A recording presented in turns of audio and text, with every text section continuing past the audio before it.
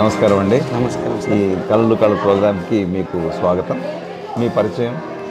నా పేరు కిరణ్ సార్. నేను 8 సంవత్సరాల నుంచి పేరుని నాట్యాన్ని నేర్చుకుంటున్నాను. అద్భుతం. 8 సంవత్సరాలుగా సాధన చేస్తున్నారు.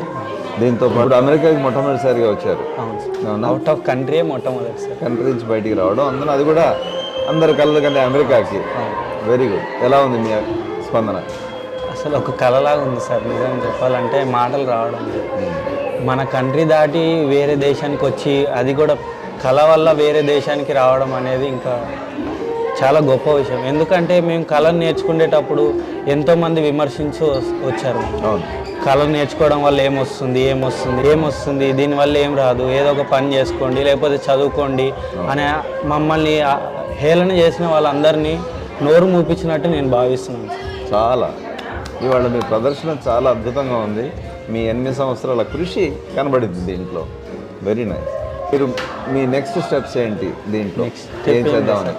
ఇప్పుడు కూచిపూడి భరతనాట్యం అనగానే ఎట్లా ఐడెంటిటీ వచ్చింది, పేరుని నాట్యం అనగానే అందరికీ తెలిసిపోవాలి, విశ్వవ్యాప్తం కావాలి.